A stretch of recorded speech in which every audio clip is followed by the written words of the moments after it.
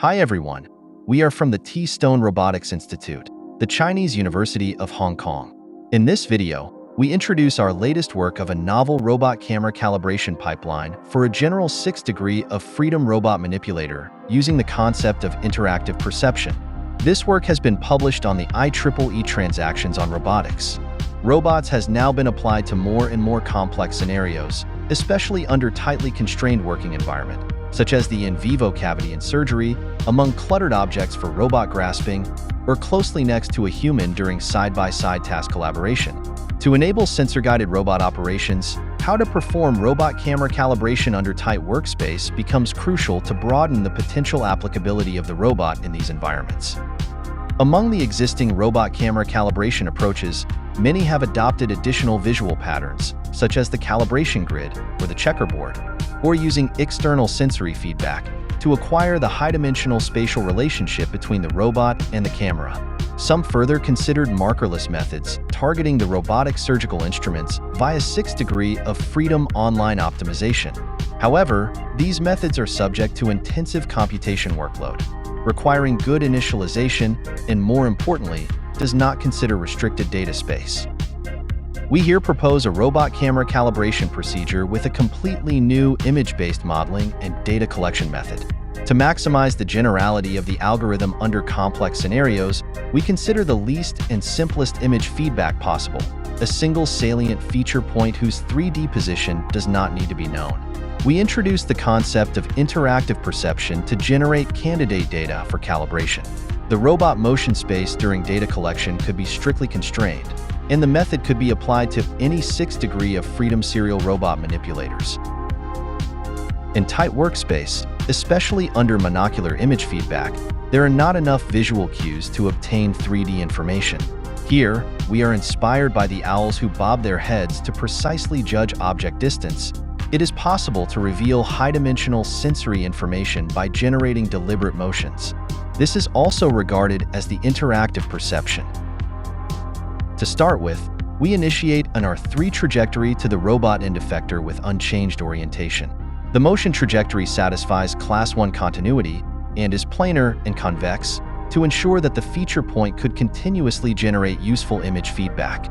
The trajectory could be defined by the following 3 parameters, where S denotes the evolution of the motion through the trajectory over time, phi denotes the inclining angle, which implies the spatial property of the trajectory, and psi denotes the magnitude of the trajectory profile in 3D space.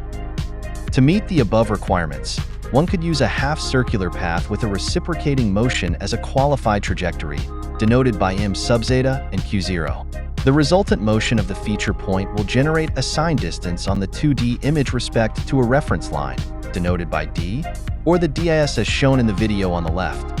Then, we could use the camera's perspective projection model to compute the analytical relationship between the change of the trajectory's spatial property, or the phi of t, and the change of the 2D distance d. Thus, we could assign the change of the phi as follows, such that the tuning of phi over time leads the distance d to 0. Note that, as we are using adaptive controller, the unknown depth does not affect the convergent performance. This video shows the convergent process of the 2D feature point towards the reference 2D line upon tuning phi using the proposed controller. After the convergence is reached, although the robot motion continues, the distance will be settled to 0. Once the control process is converged, phi will also settle to a constant value, denoted by phi sub c. In the right video, we can see that the inclination of the robot's motion plane also converges to a constant subject to d approaching 0. The above control process will provide us very important information for robot camera calibration. Here, the constant phi sub c allows us to compute the 3D normal vector of the robot's motion plane under both the robot base frame and the camera frame, denoted by bn zeta and cn zeta respectively. If we initiate n individual control processes given different 2D reference lines, we are able to obtain n pairs of 3D vectors as in the capital B and capital C respectively. Then, the rotation between the robot and the camera could be solved using a general approach referring to this literature. Once the rotation is solved, the translation could be easily computed by assigning some arbitrary end-effector positions, and then use optimization to minimize the feature point's reprojection errors. We first conduct simulations using the Capella robotics simulation platform on two types of robots, the DaVinci Research Kit and the UR5 robot. A small red dot is fixed on the effector as the sole image feedback, while the robot controller guides the end-effector to track the trajectory to complete the interactive perception. Calibration results show that the algorithm leads to a stable accuracy performance with the data collection pairs being more than 4, both reaching an average 0.2 degree rotation error and 0.4 mm translation error. The results are also robust to random noises. We have also conducted experiments on the DaVinci Research Kit and mimicked the setup during surgery. The video in the middle shows the data collection process within a restricted spherical workspace of only 5 mm in radius. To evaluate the calibration accuracy, we use a checkerboard to generate a grid of 3D positions which are directly measurable from the camera and let the robot to reach those points. The 3D errors between the robotic instrument's tip and the prescribed target points are manually measured. We have compared our algorithm with the size method and also the optimization algorithm.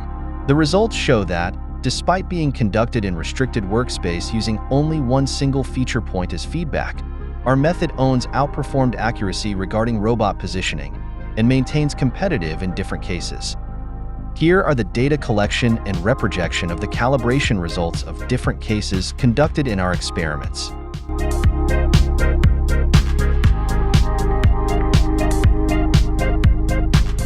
To summarize, our hand-eye calibration method owns greater generality with less offline information. In the future, we will integrate data sifting process, and will also integrate learning-based approaches to enable immediate recalibration between robot and robot.